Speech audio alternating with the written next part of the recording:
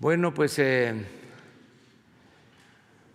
terminamos la semana y la noticia importante es de que por primera vez se va a llevar a cabo una consulta constitucional, en este caso para decidir si se inician procesos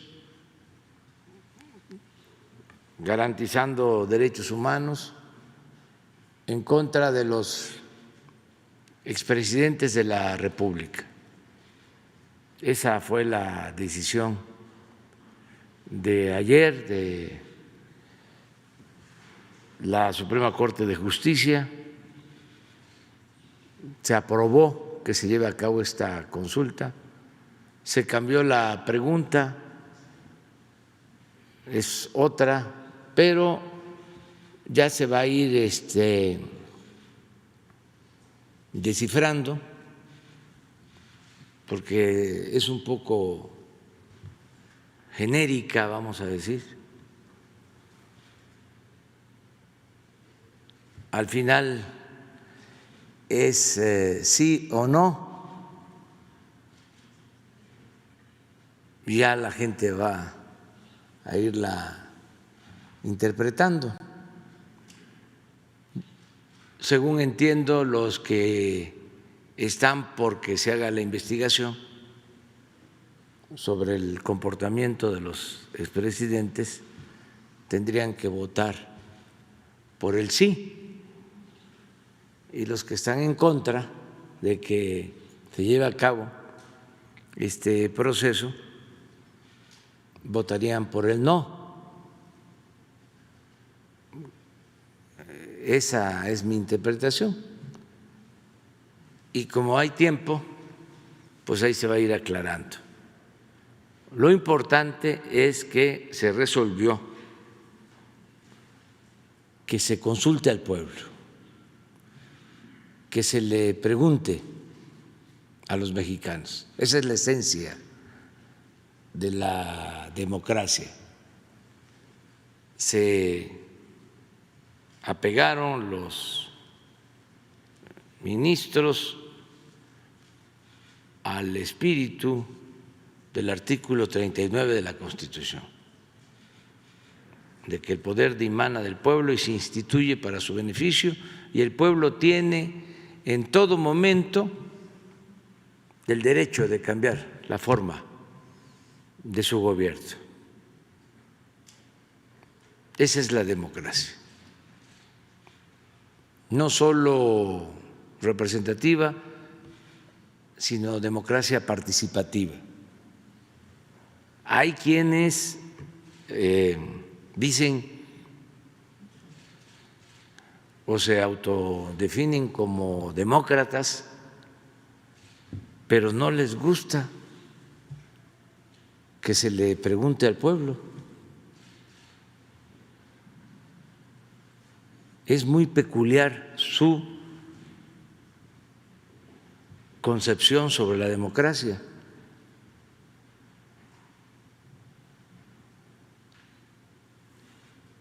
Es kratos sin demos, poder sin pueblo. Y democracia es demos y kratos, poder y pueblo, el poder del pueblo. A lo mejor esa es la concepción de la llamada democracia sin adjetivos. Es puro poder sin pueblo. Por eso es muy importante lo que se decidió, que se le pregunte a los mexicanos sobre este asunto. Están muy enojados los intelectuales orgánicos, pero entonces ¿en qué quedamos? ¿somos demócratas o no?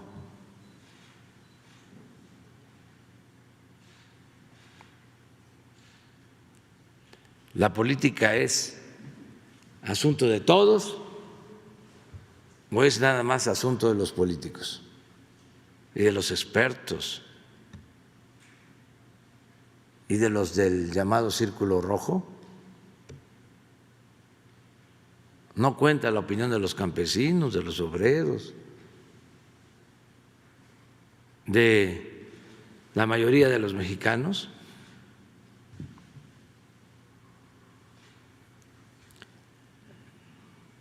Yo creo que fue un avance importantísimo lo de ayer. Esa es mi reflexión. Y también que nadie se preocupe más de la cuenta. Nuestro pueblo es inteligente, es un pueblo sabio, es un pueblo que sabe tomar decisiones.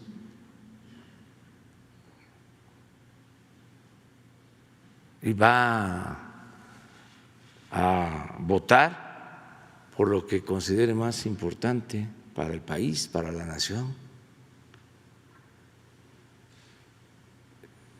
Son ciudadanos de verdad, no ciudadanos imaginarios como era antes.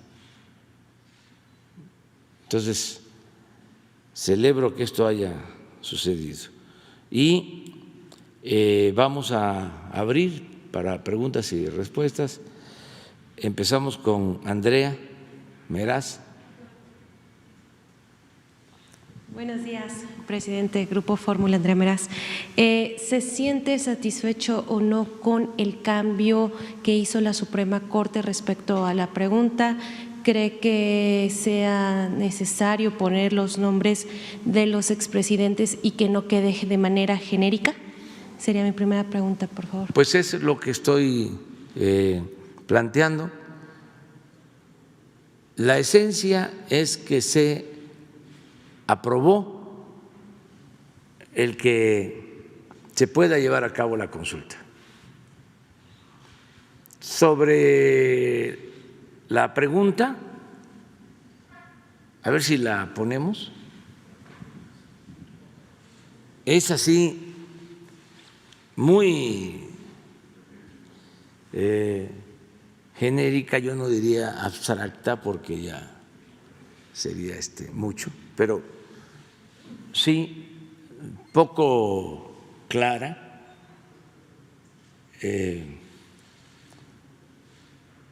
¿Estás de acuerdo o no en que se lleven a cabo las acciones pertinentes con apego al marco constitucional y legal para emprender un proceso de esclarecimiento de las decisiones políticas tomadas en los años pasados por los actores políticos encaminada a garantizar la justicia y los derechos de las posibles víctimas? Entonces está así muy general, pero al final, ¿qué es lo que se va a votar? ¿Es sí o no?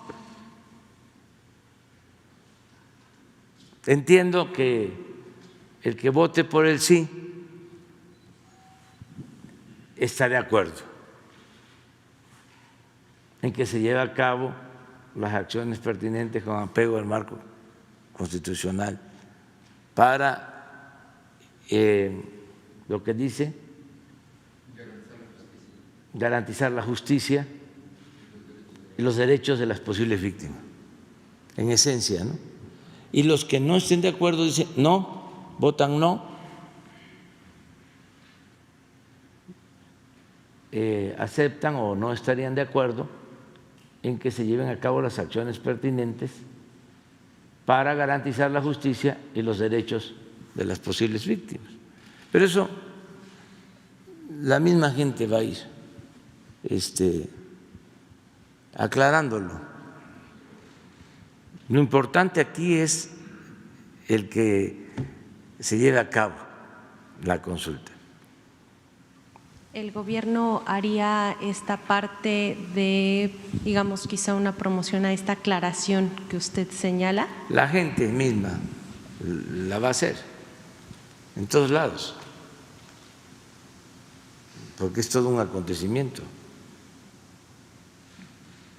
Es algo que no se va a poder tapar. Ya va a empezar, incluso ya inició desde ayer el debate. Estaba yo viendo las redes sociales y los intelectuales orgánicos enojadísimos,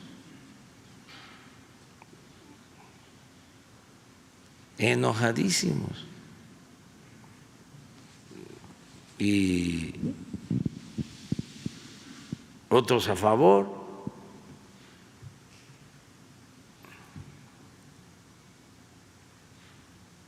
También los partidos, el PAN, el PRD, los otros partidos, hablando de que presioné a la Corte.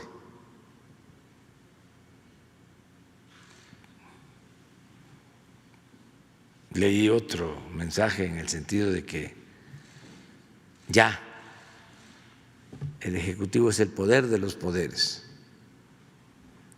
Una exageración. Pero es parte de lo mismo, ¿no? Muy bien. Otro tema, este fin de semana va de gira por Chihuahua. Quisiera preguntarle si se va a reunir con el gobernador y si es así, qué puntos va a tocar en esta reunión. Nada más voy a inaugurar unas obras del gobierno federal en Juárez. No estoy invitando a autoridades y mucho menos a actores políticos, porque existe en Chihuahua una situación muy especial con relación a lo del agua, como las autoridades de Chihuahua y algunos grupos y partidos no se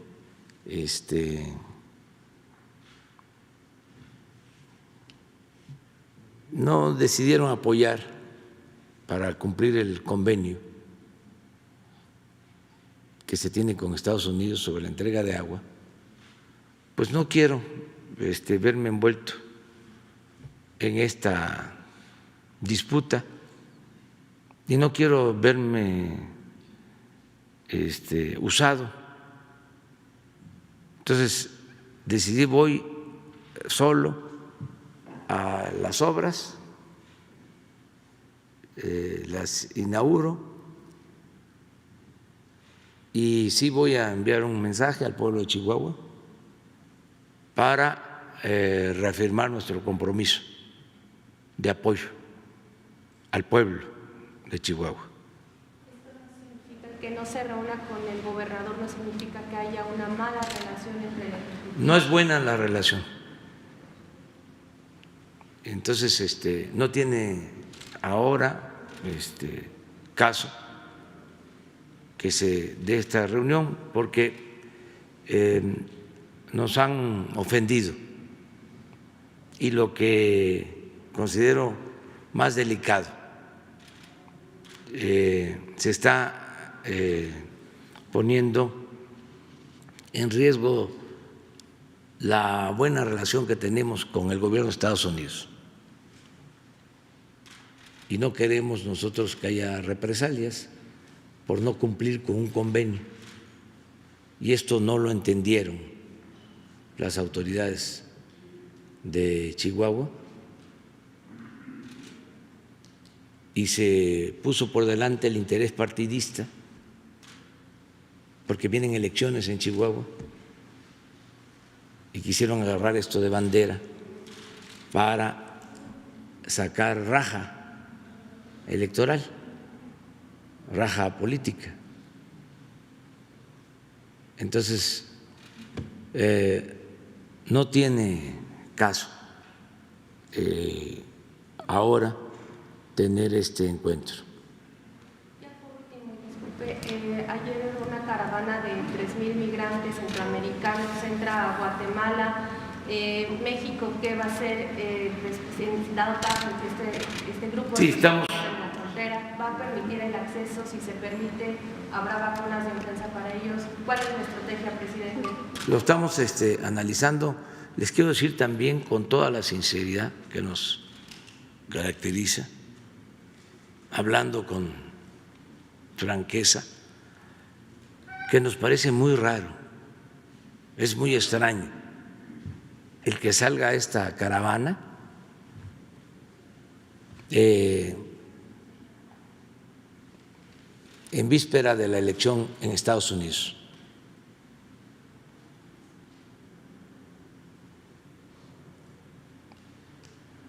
Es mucha casualidad. ¿Y cómo es que en Honduras, que hay hasta toque de queda, se permite que se integre este grupo, que ya entró a Guatemala, que fue convocado en redes sociales? Y sí es muy extraño. De todas maneras, estamos dando seguimiento porque nosotros no queremos confrontación. México es un país de paz. Entonces, tenemos que ver cómo evadimos la provocación, si es que está montado este asunto con ese propósito. De todas maneras, aquí vamos a estar hablando diario del tema, porque nosotros no nos quedamos callados, siempre decimos lo que pensamos. Y aprovecho pues para desearle al presidente de Estados Unidos y a su esposa una pronta recuperación, porque está afectado, salió positivo de COVID y le deseamos que se recupere pronto, él y su esposa. Ese es nuestro deseo con relación a la afectación que está padeciendo el presidente Donald Trump. Adelante, entonces vamos con Benito.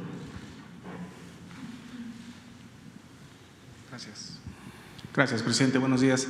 Sobre este tema de los migrantes, si considera usted es un reto, un desafío a su administración, y si esto no abre un canal de discusión con el tema de Estados Unidos, que está en vísperas de la elección. Sí, es un asunto que yo creo tiene que ver con la elección en Estados Unidos. No tengo todos los elementos, pero hay indicios de que esto se armó con ese propósito. No sé en beneficio de quién, ahora sí que, como se dice coloquialmente, de parte de quién, pero no nos estamos chupando el dedo.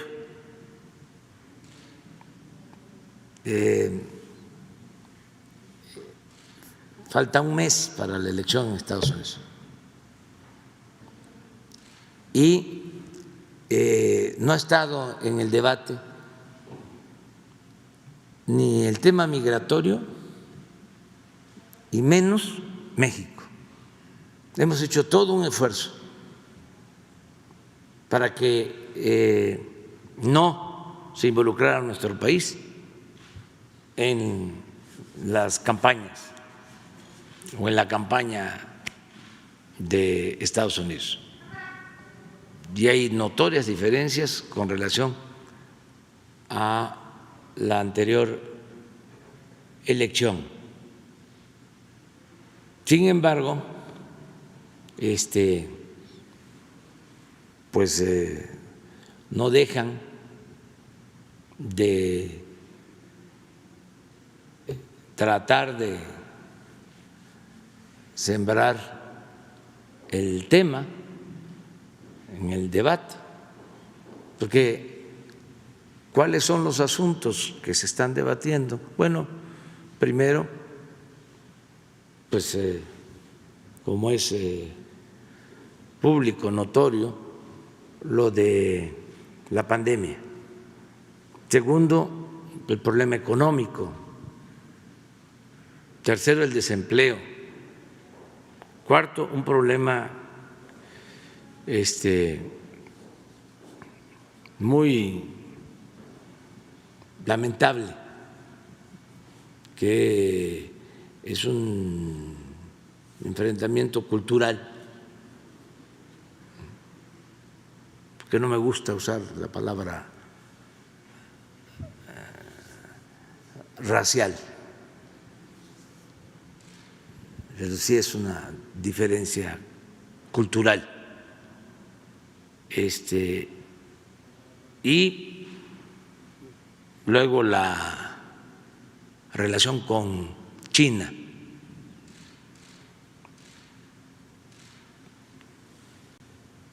Y hasta abajo la cuestión migratoria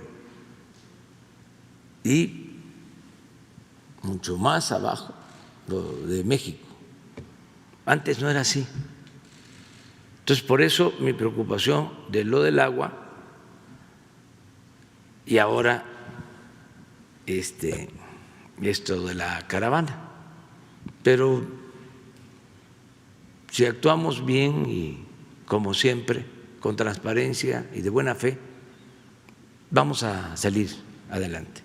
Gracias, presidente. Sobre no sé si se trató en el tema en el Gabinete de Seguridad del asunto de hacer reajustes en el tema de la Guardia Nacional para el tema de la toma de casetas. Ayer hubo un incidente importante en México. Es que se está atendiendo este asunto y la verdad habían grupos o hay grupos que están lucrando con el cobro en las casetas. Y ayer se enfrentaron en una caseta de Ecatepec entre dos grupos. Hoy se trató este tema y le digo a la gente y en particular a estos grupos que no podemos permitir que se lleven a cabo estos actos, que los convocamos, los exhortamos a que busquen otras opciones, otras alternativas, que se dialogue con las autoridades para ver qué opciones de trabajo y que ellos puedan tener un ingreso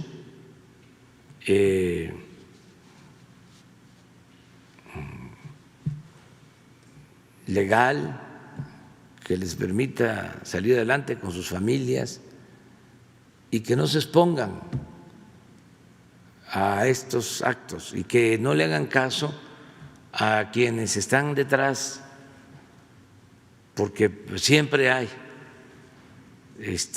dirigentes que los malencaminan, los sonsacan, que no son dirigentes honestos, auténticos, defensores de causas justas, sino falsarios, que sacan provecho personal y exponen a la gente. Entonces, decirles pues que eso no se permite, y repito aquí lo que he dicho en otras ocasiones. Antes, como los ladrones, los bandidos más temibles y más importantes eran las autoridades del más alto nivel, pues se decía, si roban los de arriba, ¿por qué yo no voy a robar? Porque se daba el mal ejemplo, pero ya no es así. No somos ladrones y se tiene que tomar en cuenta que, por ejemplo, los ingresos de las casetas pues van a la hacienda pública y es lo que permite tener presupuesto para satisfacer las necesidades del pueblo. El presupuesto es sagrado, el presupuesto es dinero del pueblo, nosotros somos simplemente administradores de los dineros del pueblo. Entonces no es darle la espalda a los problemas, decir, están robando y como no me roban a mí, ¿yo para qué me voy a meter? Le están robando al pueblo, no le están robando al gobierno, le roban al pueblo, porque eso es lo que permite tener presupuesto y poder ayudar a la gente humilde, a la gente pobre, y luchar para que no haya tanta desigualdad económica y social en el país. Si se roba como sistema, pues ¿quién pierde? El pueblo, la mayoría, la gente más humilde. ¿Cuál es el problema de México? Siempre lo hemos dicho. ¿Cuál era el principal problema? La corrupción.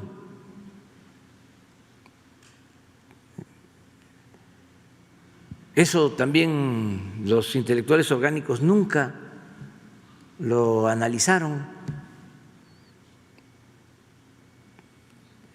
Antes nos enseñaban en la escuela, aquí lo he dicho, de que si se acumulaba riqueza en unas cuantas manos,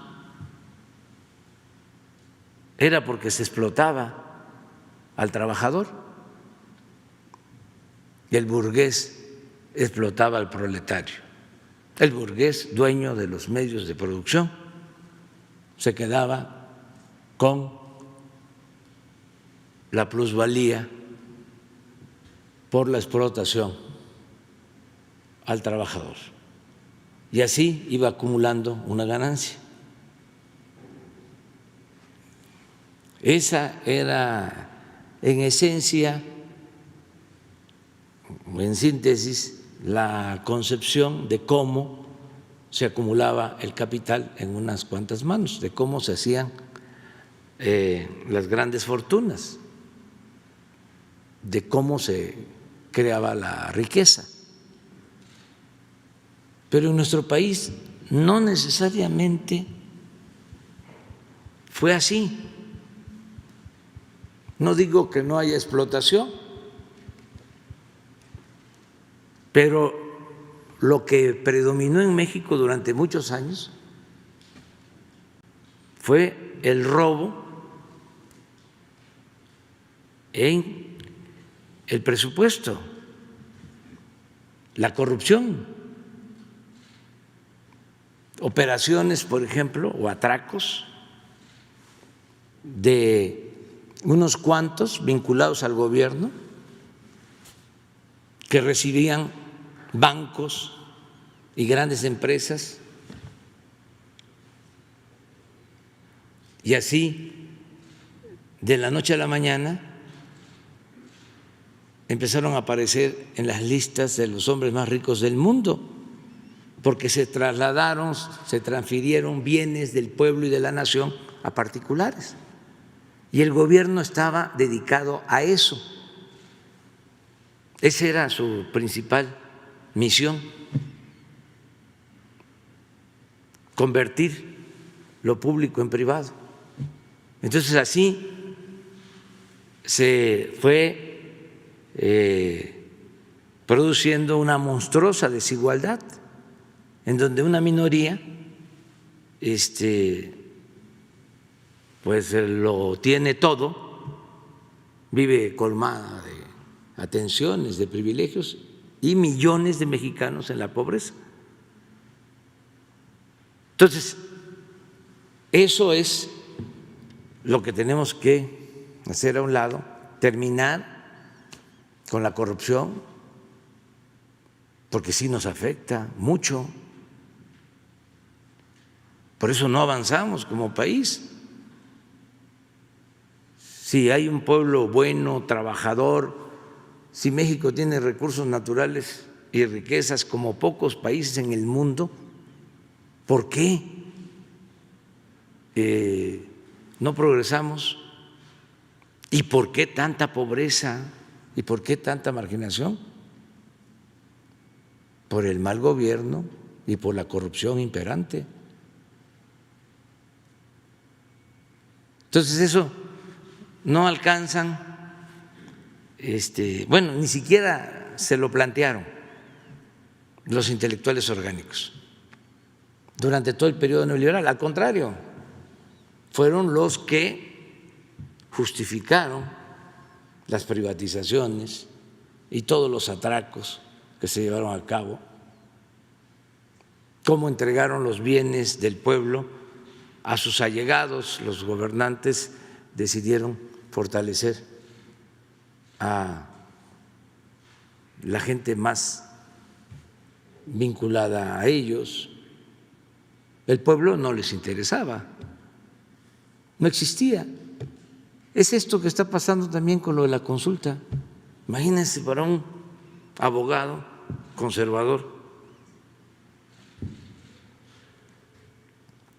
que no alcanza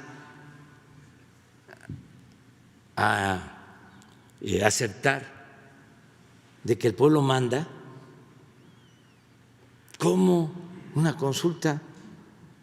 Hasta hace poco había abogados que decían, pues ¿cómo se va a tomar en cuenta el pueblo si no sabe? Esto es un asunto de los abogados. Se usaba mucho también cuando se iba a elegir a diputados, a senadores. Se decía, ¿cómo vas a elegir a un campesino como diputado si no sabe? ¿Cómo vas a elegir a una mujer obrera, a una trabajadora doméstica? No sabe. Se necesita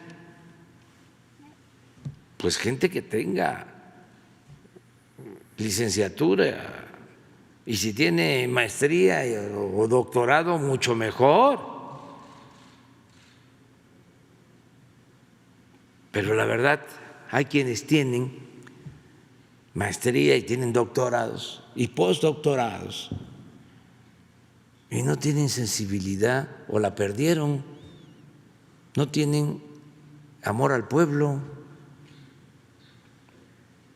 porque su propósito era, a ver, vamos a ascender. Toda esa concepción que existe, aspiracionista, de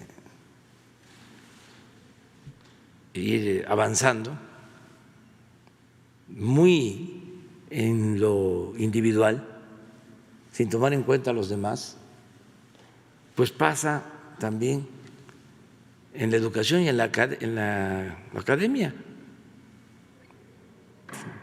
Vamos a que lleguemos a ser doctores, pues imagínense, han habido presidentes de México doctores en Harvard y miren cómo dejaron al país. Pues no es eso solo lo fundamental, lo importante, ¿no? ¿Se nos puede decir los ofrecimientos que le hizo la iniciativa privada en la reunión del pasado lunes?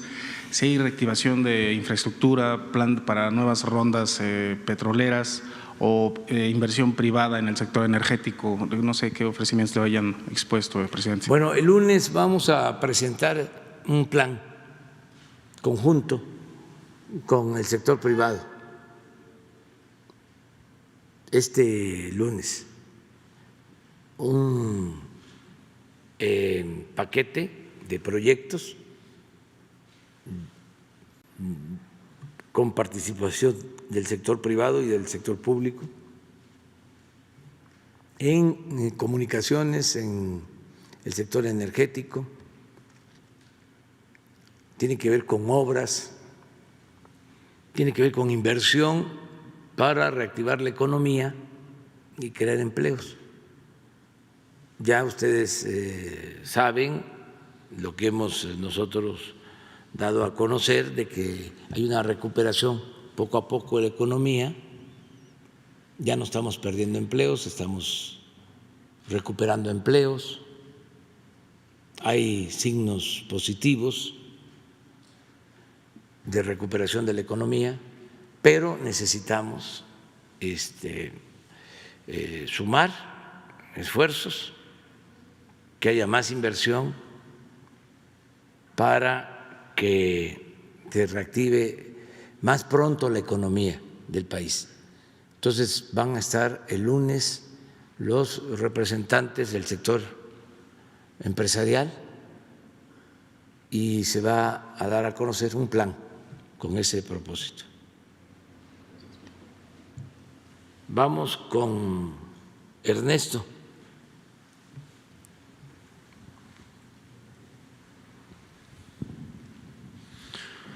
Gracias, presidente. Ernesto Ledesma, de Rompeviento TV.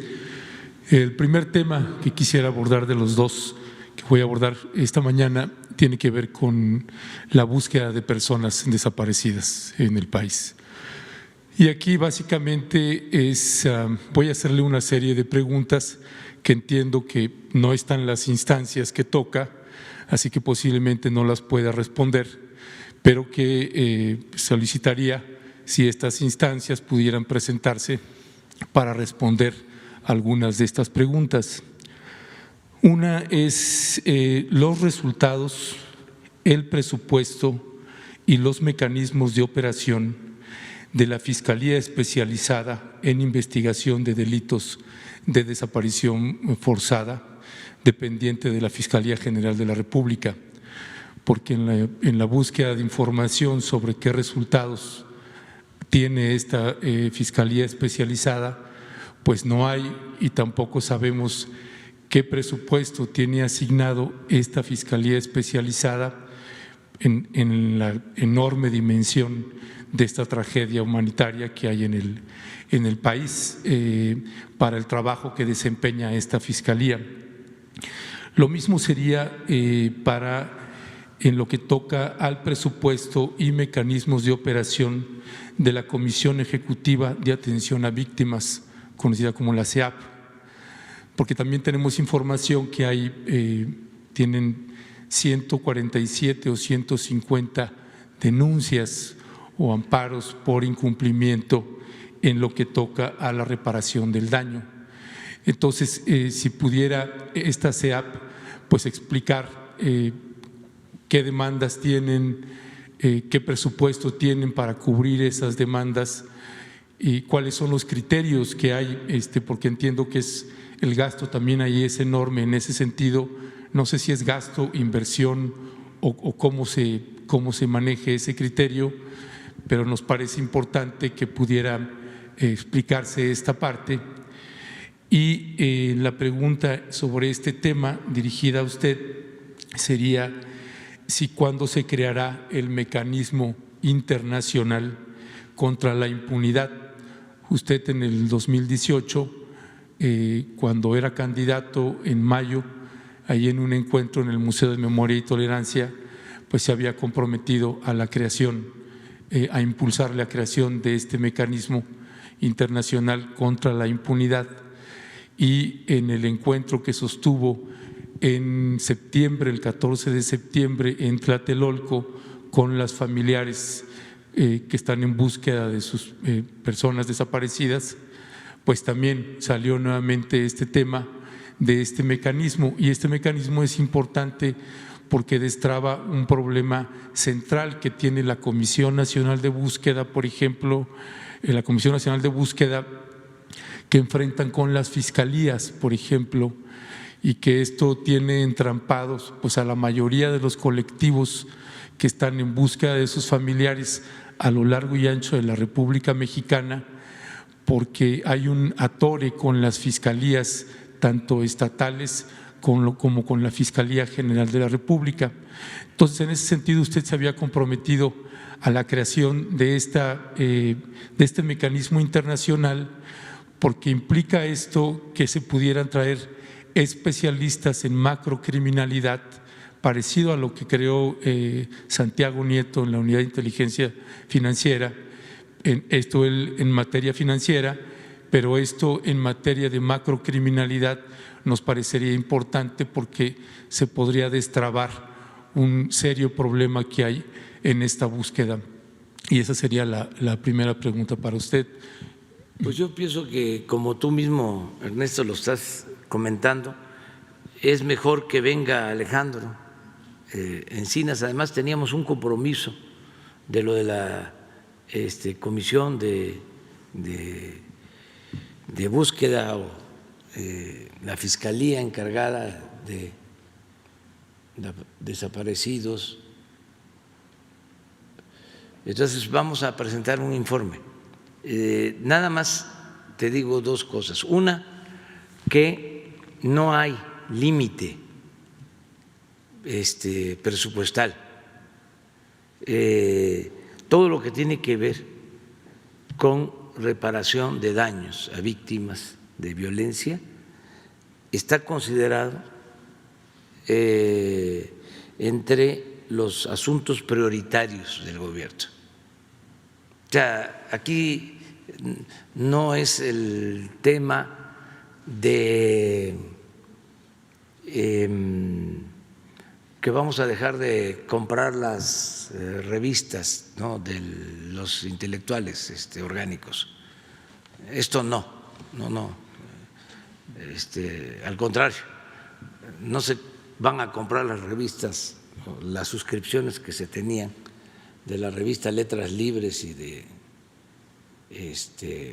Nexos, porque necesitamos ahorrar. ¿Sí? O no tiene que ver con el gasto de publicidad, no, ahí sí vamos a reducir, o los gastos suntuarios, superfluos de presidencia que habían antes, no. Esto es justicia, y para esto no hay ningún límite presupuestal, todo lo que se requiera. Les voy a poner dos casos. Uno, lo de pasta de concho. Se hizo una propuesta a los familiares para que los mineros que quedaron sepultados en la mina se quedaran ahí, se les hiciera un memorial, que no se volviera a utilizar la mina y que además se les repararan los daños a los familiares y se llevaran a cabo obras de bienestar en la comunidad. Les dijimos, esta es una opción, porque teníamos el proyecto que crearon los geólogos, que nos significa iniciar las excavaciones para encontrar los restos, cerca de 2,000 millones de pesos. Entonces, dijimos, hay estas dos posibilidades. Se hace el memorial, 400 hectáreas del terreno quedan sin ser tocadas, se toma en cuenta las indemnizaciones y lo que ya expliqué, o el rescate de los cuerpos, que nos va a significar una inversión, yo no diría gasto, ¿sí?, porque es un asunto humano, de cerca de 2,000 millones. Para la primera, y en el segundo caso, además del rescate, también la indemnización. Pero necesitamos consenso de todos. ¿Qué sucedió? Se hizo una asamblea, hubo una consulta y como de 65, creo que 15 o 20 dijeron queremos los restos. La mayoría dijo el memorial y que ahí queden sepultados, y un grupo dijo no, queremos los restos. Y vamos a empezar los trabajos. Ya voy en este mes para empezar los trabajos con los ingenieros de la Comisión Federal de Electricidad. Entonces, ahí no hay dinero, o sea, de por medio, o sea, no nos importa. Es un asunto humanitario. Dos, otro ejemplo, los que perdieron la vida o resultaron afectados por la imposición de la llamada reforma educativa, que fueron muertos, ¿sí?, maestros encarcelados que se les quitaron sus derechos, que les inventaron delitos, los acusaron hasta de lavado de dinero. Acabo de tener una reunión con la CENTE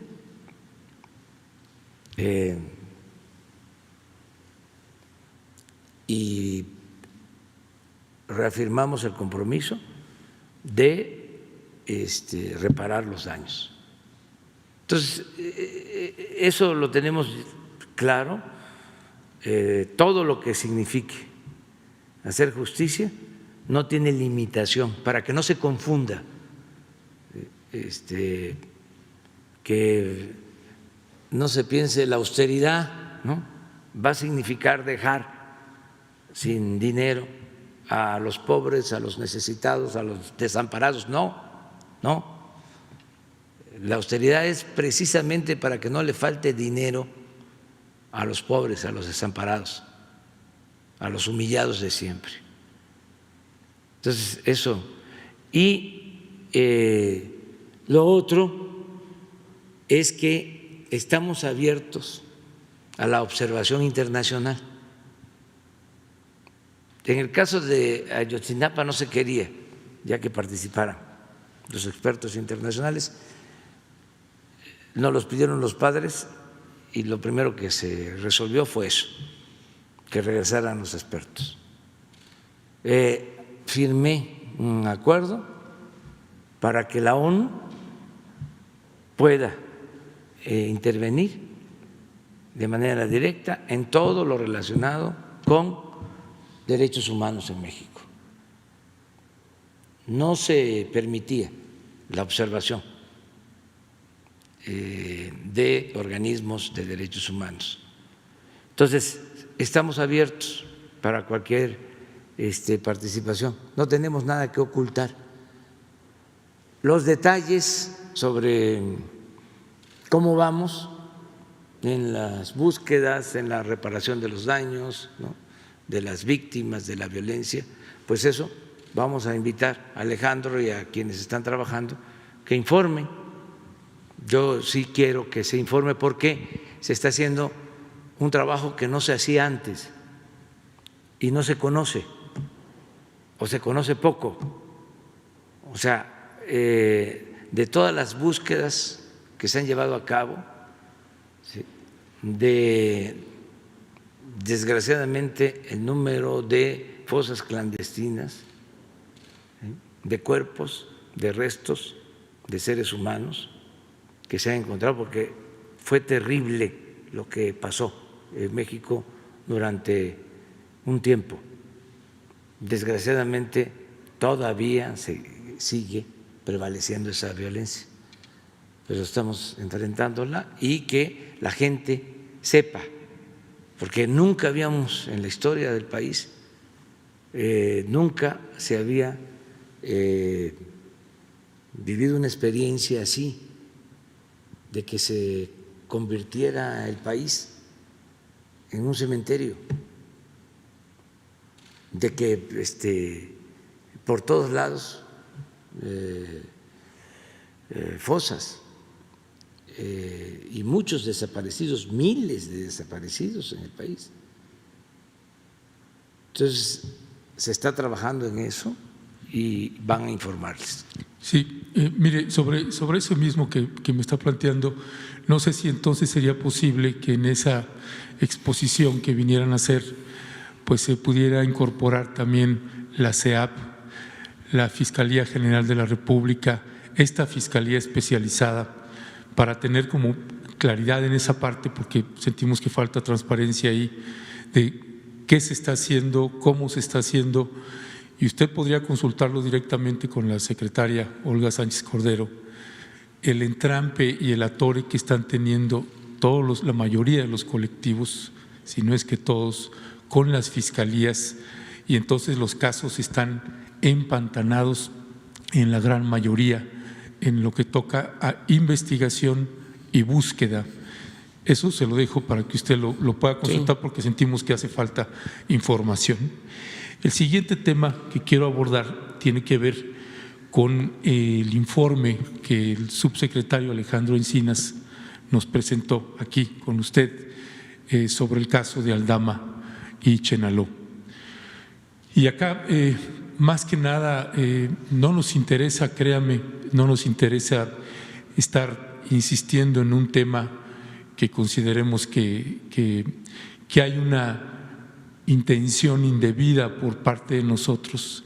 Estamos haciendo un trabajo periodístico e intentamos hacerlo con la mayor profesionalidad posible. Y el informe que presentó el subsecretario Encinas, pues claro que nos generó también muchas dudas con respecto de la información, porque precisamente este mes de octubre cumplimos en Rompeviento TV 3 años dándole un seguimiento puntual a este caso. Y no nos parece que sea un asunto como de tomar partidos de un lado o de otro. Estamos hablando de víctimas y de un grupo paramilitar o presuntamente paramilitar que está operando en esa región. Con los señalamientos que hizo en ese informe el subsecretario Encinas en el Consejo Editorial de Rompeviento, tomamos la decisión de regresar nuevamente al municipio de Aldama para verificar la información que presentó el subsecretario Encinas.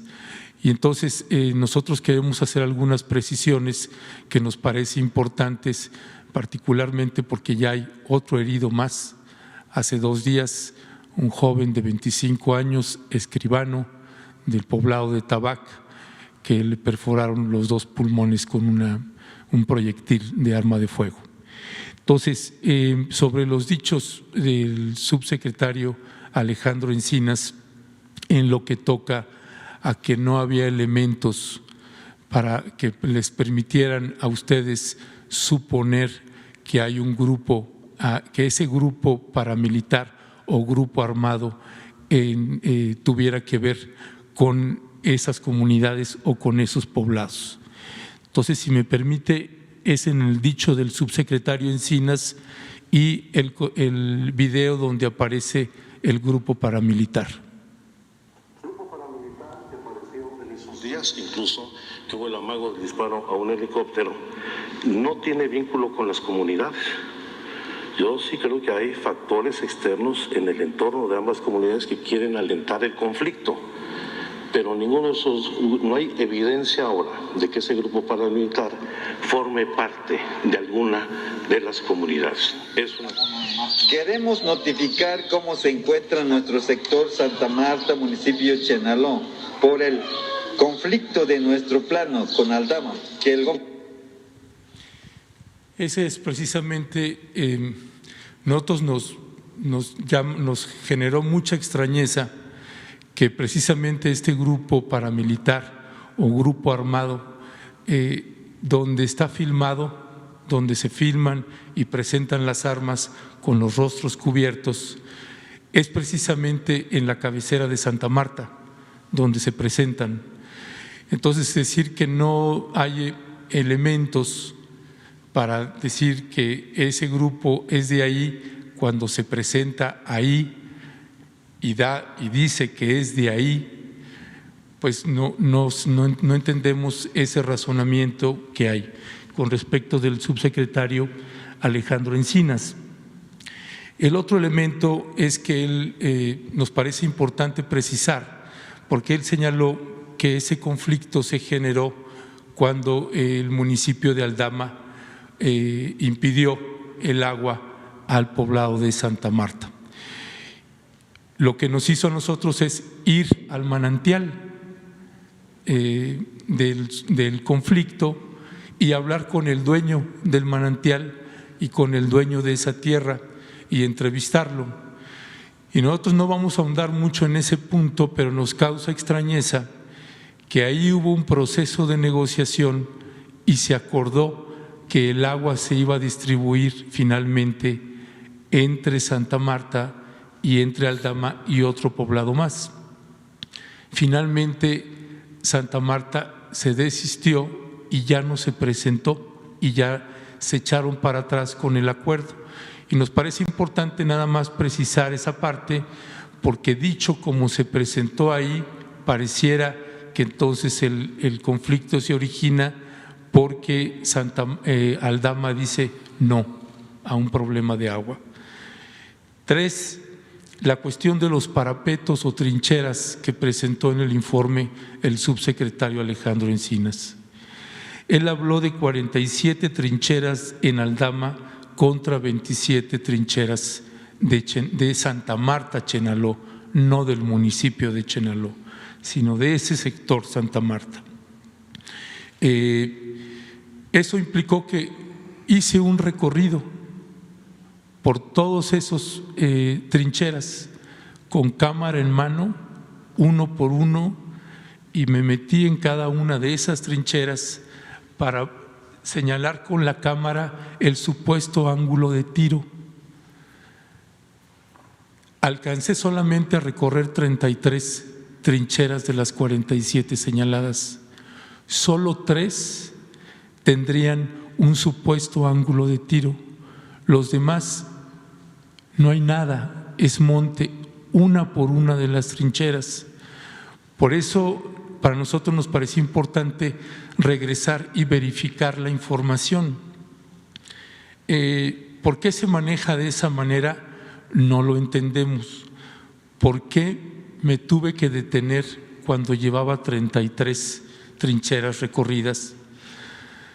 Porque al salir nuevamente a Aldama, pasé por un retén de la policía estatal y en ese retén estuvieron insistiendo en que querían que yo diera mi identificación y diera mi identidad, cosa que me negué porque no les faculta a ellos y por obvias razones, por temor que tenemos nosotros cuando los hemos denunciado aquí en esta mañanera con usted. Finalmente, lo que nos obligó a detenernos en el recorrido fue que cuando vamos haciendo el recorrido en las trincheras, en la radio que tenemos, escucho mi nombre y hay un diálogo que tienen en la radio ahí, en esa región de Santa Marta. Y el texto, o perdón, el guión es el siguiente, el diálogo es el siguiente. Cuidado, está un periodista, responden, ¿quién? Responden, me avisan que es Ledesma, A.S. Responden, ubíquenlos y denle cuello de una vez. Responden, no, todavía hay que esperar. Responden, ¿por qué mejor no de una vez ya que está acá? Responden, no se preocupen, también lo podemos interceptar en el camino, está bien, pendiente, pendiente. Ese es el diálogo que tenían en la radio. Y tengo la identidad de las dos personas que dialogaron, que tuvieron ese diálogo en la radio. Y uno es Marcos Lorenzo Pérez Santis, con el nombre de clave de radio Libra, y otro es Armando Hernández Velasco, con el nombre de radio 03. Esto a nosotros nos parece en extremo grave, uno, no solamente por el periodista en cuestión, sino por todos los demás periodistas que pudieran incursionar o que quisieran hacer un trabajo periodístico, porque nos pone en riesgo. Evidentemente, esto nos implica a nosotros que ningún periodista de las compañeras periodistas y de los compañeros periodistas de Rompeviento TV podemos regresar a ese municipio a hacer nuestro trabajo periodístico. Y eso implica también poner en riesgo a los observadores o centros de derechos humanos, en este caso el Centro Fray Bartolomé de las Casas, que está haciendo una cobertura, los pone en riesgo. Y ese para nosotros es un punto central, porque entonces quedan en un estado de indefensión y no tiene que ver con tomar partido. Lo que estamos haciendo es regresar y verificar in situ lo que está sucediendo ahí. Nos preocupa también porque en las entrevistas que hacemos encontramos ya una frustración tremenda, y eso lo que puede estar provocando es la creación de autodefensas. Si la gente dice, tenemos 3 años denunciando y no hay autoridad que detenga los disparos, y tenemos a nuestros hijos y nuestras hijas como la recientemente herida, no sabemos qué más hacer ahí. No sé, además, que me parece un punto central, presidente, es que se ha estado vendiendo la idea de que el conflicto es por 60 hectáreas y no importa que lleguen a un supuesto acuerdo o a un acuerdo de 60 hectáreas, el problema va a seguir porque hay un grupo paramilitar o presuntamente paramilitar fuertemente armado y que fue el que le quitó las armas a la policía estatal destacamentado en Santa Marta. No vamos a seguir insistiendo, presidente, como medio de comunicación en el tema de Aldama. Lo hemos abordado en distintos momentos ya y somos el eterno disco rayado. Es únicamente que ojalá haya una actuación, y a lo más que nos vamos a atrever para hablar de este tema es para señalar cuántos heridos hay o qué está sucediendo, de manera que no nos lleve más de un minuto mientras abordamos otros temas. Créame, presidente, nosotros no somos sus adversarios, ni estamos buscando cómo molestar su gobierno, ni nada. Estamos viendo ahí una emergencia humanitaria importante que ojalá se le dé una atención distinta a la que se le está dando. Muy bien. Pues muy bien, Ernesto. Ya planteaste este asunto, sí nos importa mucho. Vamos a seguir nosotros participando. Vamos a atenderlo. Hoy lo tratamos en la mañana en el Gabinete de Seguridad porque hubieron detonaciones, balazos, enfrentamientos. Hoy se reportó y ya se quedó en una reunión de Alejandro Encinas con el comandante de la Guardia Nacional y se va a buscar también al gobernador de Chiapas para seguir atendiendo este asunto y sobre esa amenaza en particular pues también se va a hacer la investigación. Es nuestra responsabilidad. Y tú puedes aquí las veces que lo consideres expresarte, manifestarte. Y nosotros tenemos la obligación de atender las peticiones y los planteamientos de ustedes. Gracias. Bueno, pues vamos con Hans.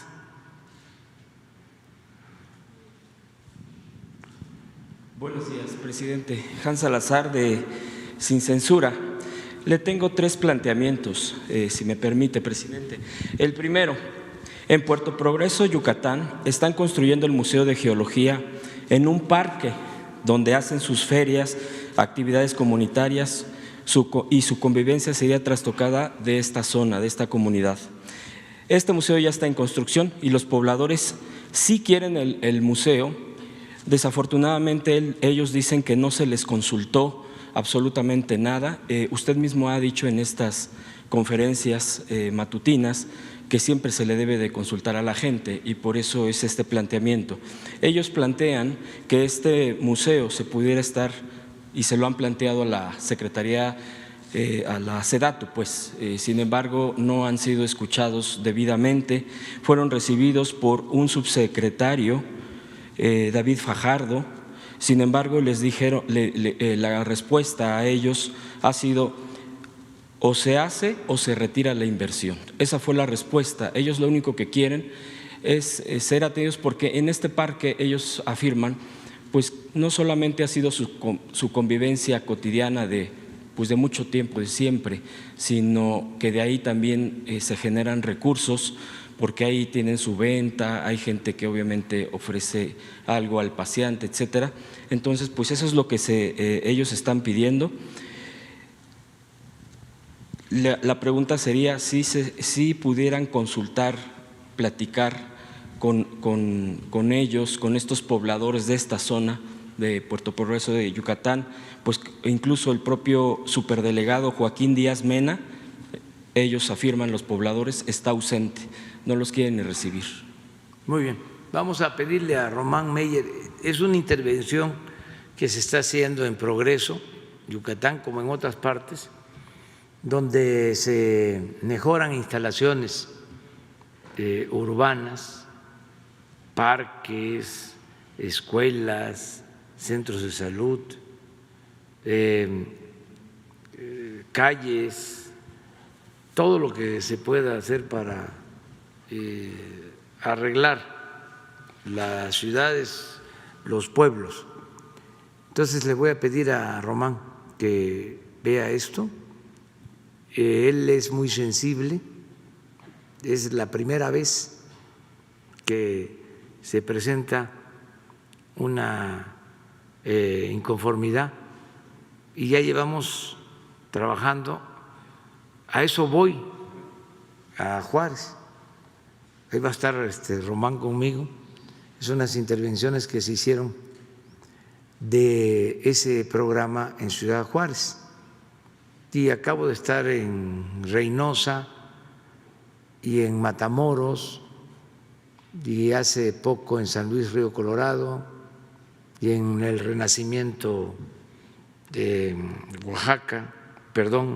Acapulco, y en Los Cabos, que se está trabajando, y en Playa del Carmen, Entonces voy a pedirle de que intervenga.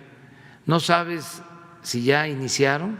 Sí, ya iniciaron. Las obras. Sí, ya, incluso estos pobladores ya se presentaron aquí afuera de Palacio. Vinieron, parece que fueron atendidos por Atención Ciudadana.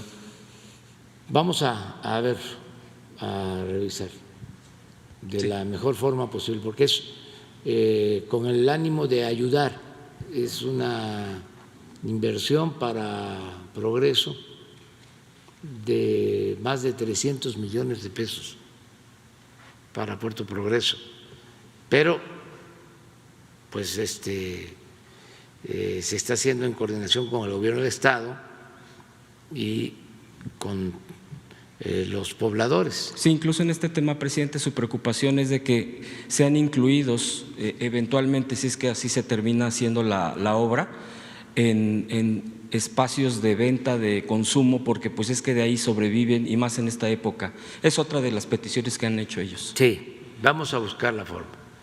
Bien. De ayudar. En mi segundo tema, presidente, le voy a plantear tres. El siguiente tema es, usted ha afirmado siempre que o ha procurado evitar comentar temas del partido que lo llevó al poder de Morena.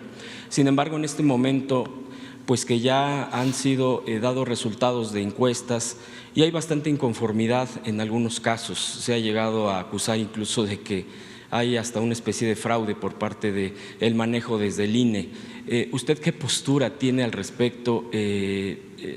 Finalmente lo está llevando a cabo por instrucciones del tribunal o por resoluciones del tribunal que el INE llevara a cabo esto. ¿Usted cómo ve esta situación que se está llevando a cabo en Morena? Yo no opino sobre esto. Sí creo que se tienen que poner por delante las causas que se defienden, no los intereses personales, por legítimos que sean.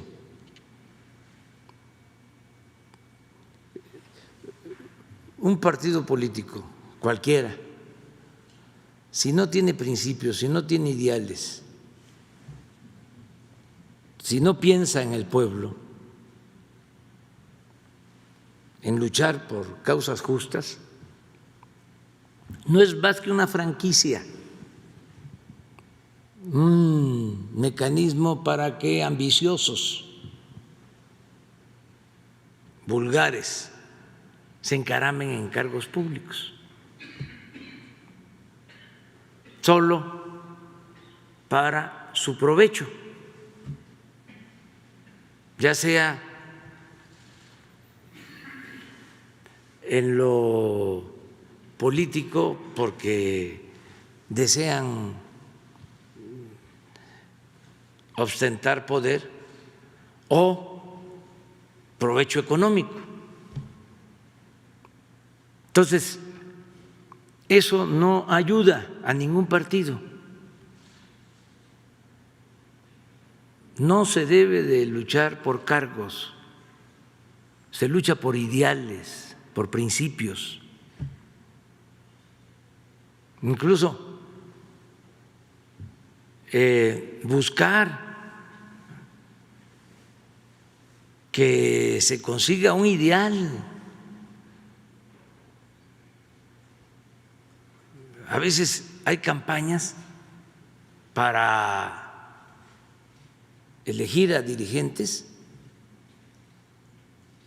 y no se alcanza a entender qué proponen para la transformación de México.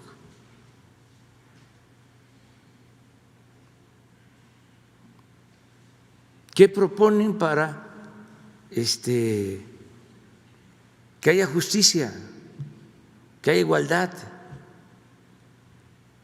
para acabar con la corrupción, para acabar con la impunidad? Que eso debe de ser lo principal.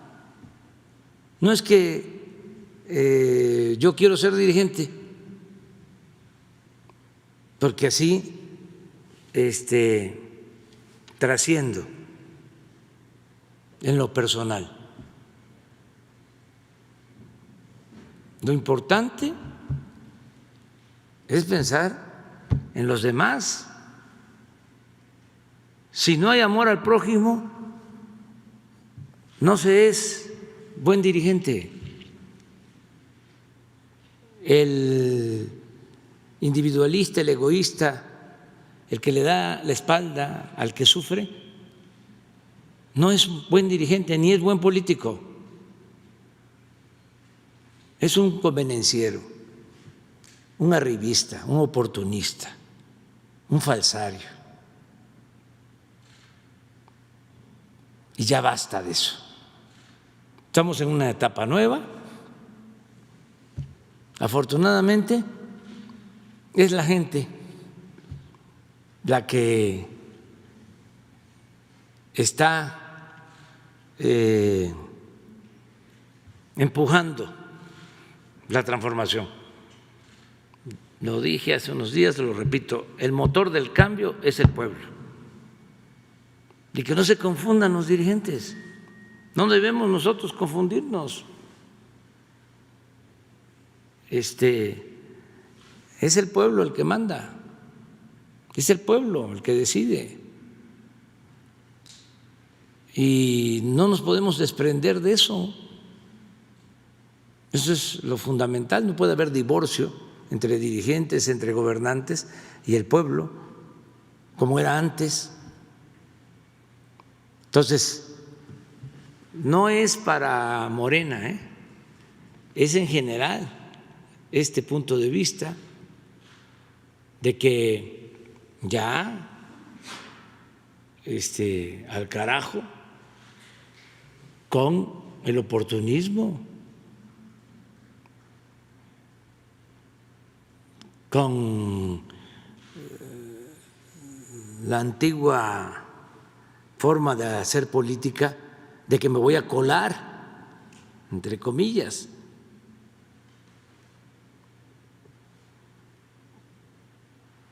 Y no me importa el pueblo, ni hablan con la gente.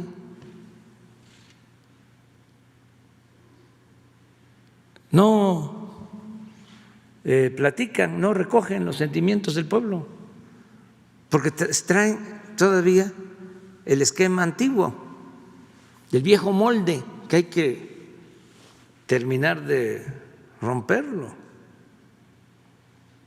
¿Cuál es la práctica antigua de hacer política? Que el político se reúne con político, desayuna con político, come con político, cena con político. Y la política es como una especie de relaciones públicas. Ya no.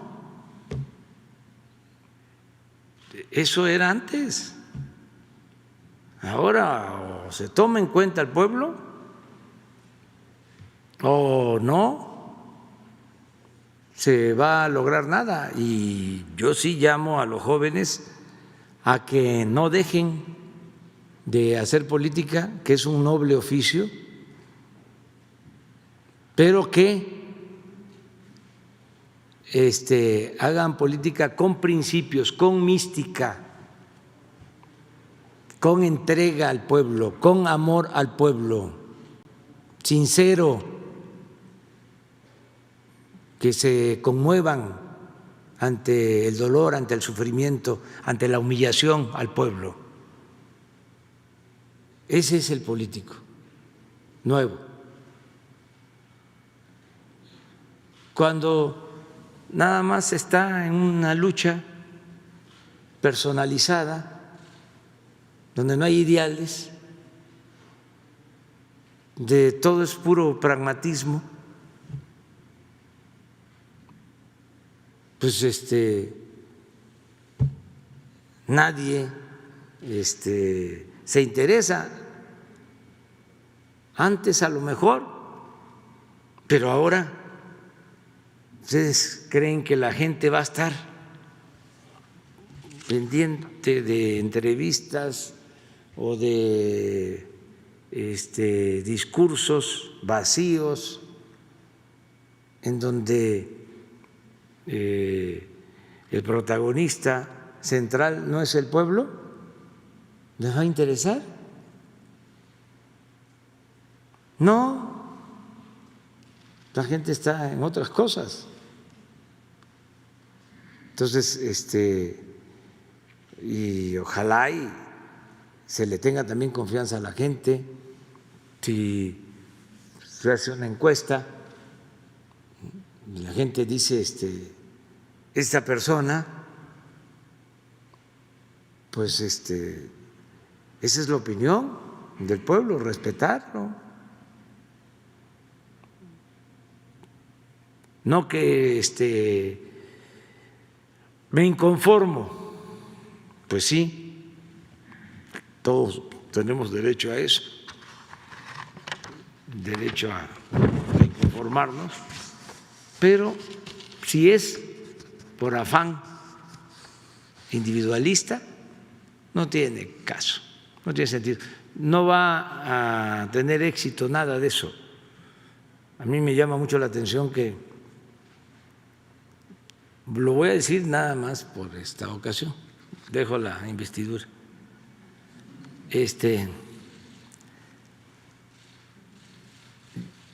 Llevan los dirigentes de Morena, ¿sí?,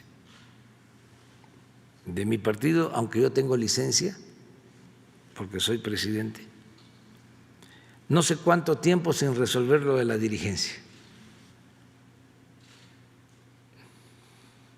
Como más de un año. Y enfrascados en pleitos y todo. Y se hacen las encuestas y se le pregunta a la gente si fuesen las elecciones, ¿por qué partido votarías? Y ese partido está hasta arriba.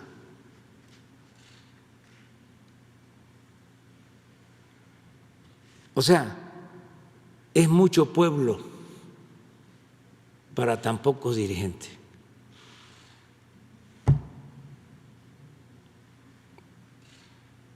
Con todo respeto.